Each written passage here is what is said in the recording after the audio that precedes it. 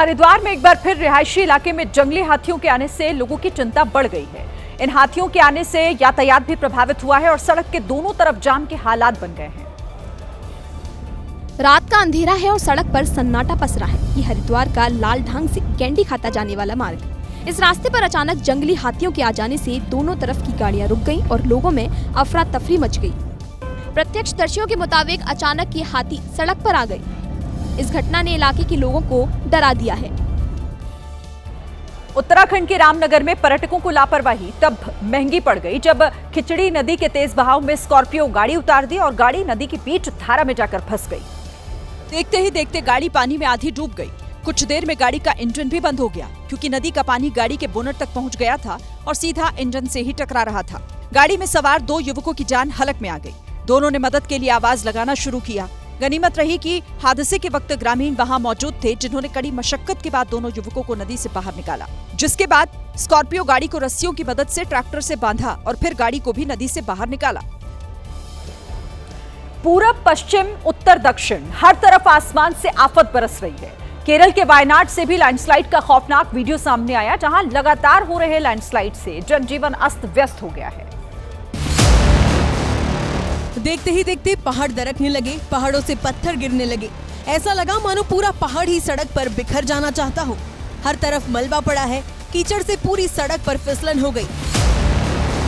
वो तो भला हो प्रशासन ने पहले ही लोगों को रोक दिया, नहीं तो हादसा भयंकर हो सकता था।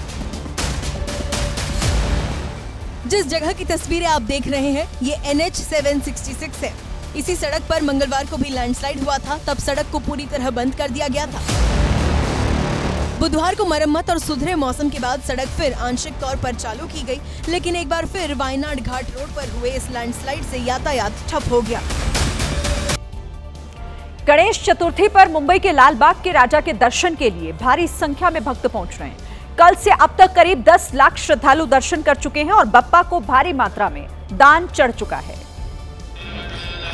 लालबाग के राजा की अभी सिर्फ एक दान पेटी खुली है और इसमें से 1 करोड़ से ज्यादा का चढ़ावा निकल चुका है। इसमें नोटों की गड्डियां, हार, अमेरिकन डॉलर, दिनार और सोने चांदी के आभूषण देखने को मिले। लालबाग के राजा की दान की पेटी से निकले नोटों की गिनती बैंक ऑफ महाराष्ट्र और GS महानगर बैंक के कर्मचारी कर रहे हैं। लालबाग के राजा को हर साल कई करोड़ रुपए का दान चढ़ता है, जिसका इस्तेमाल जरूरतमंद लोगों के कल्याण के लिए किया जाता है। जिनको मरीजों को पैसा लगता है जो ऑपरेशन के लिए, तो हम लोग तो उनको जनता का पैसा हम लोग जनता को ही देते हैं। 2024 में लालबाग के राजा को करीब 9 करोड़ का दान चढ़ाया गया था।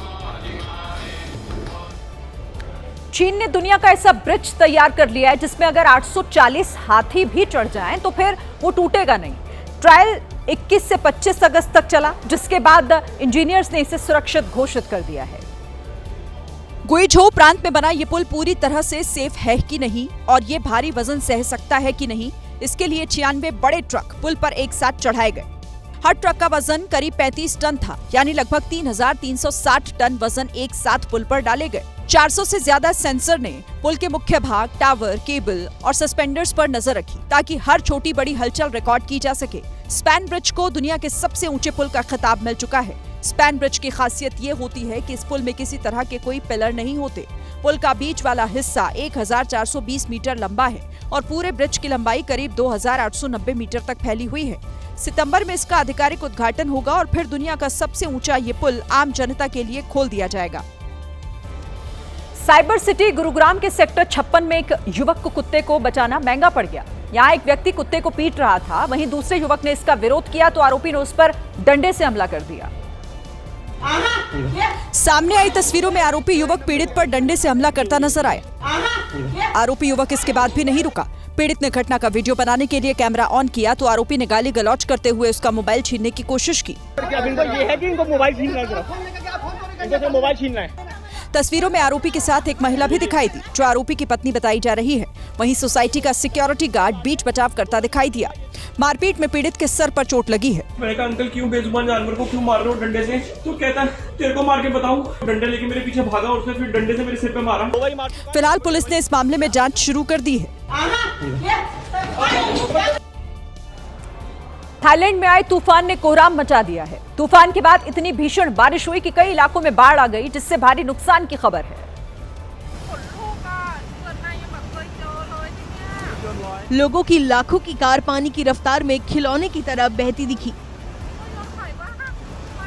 तस्वीरें थाईलैंड के माई होंगसॉन प्रांत की है, जहां नदी में आई बाढ़ में ये कार बह गई। कई रिहायशी इलाकों तक भी बाढ़ का पानी पहुंच गया है। सड़कों पर भी ऐसा लग रहा है जैसे कोई नदी बह रही हो।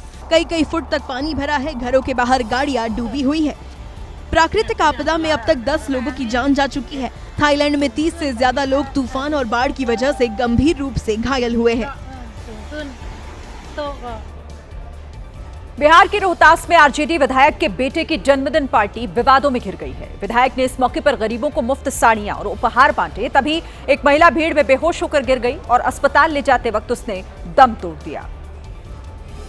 खुद को गरीबों का मसीहा दिखाने के लिए फतेह बहादुर सिंह ने 15 से 20 हजार लोगों को बर्थडे पार्टी में बुला लिया। इंतजाम इतने नाकाफी थे कि आधे से ज्यादा लोग जमीन पर ही बैठ गए। जनता पर अपना रुआब दिखाने के लिए विधायक जी ने 10 लाख से ज्यादा खर्च कर दिए ताकि चुनावी मौसम में वोट की फसल काटी जा सके। जैसे ही जन्मदिन का आयोजन खत्म हुआ, विधायक खुद दरवाजे पर जनता का आभार जताने के लिए खड़े हो गए और महिलाओं को एक एक करके साड़ियां बांटने लगे। भीड़ इतना ज्यादा था कि तिल रखने की भी जगह नहीं थी, लेकिन फतेह बहादुर को तो सिर्फ वोट दिख रहा था। इसी बीच भीड़ में एक महिला गश खाकर नीचे गिर पड़ी, लेकिन अस्पताल जाने से पहले ही महिला ने दम तोड़ दिया। हैरानी की बात यहाँ ये रही कि विधायक ने इससे पहले इस तरह कभी अपने बेटे का जन्मदिन नहीं मनाया। इसीलिए लोगों को शक है कि ये सब सिर्फ वोटों के लिए किया गया।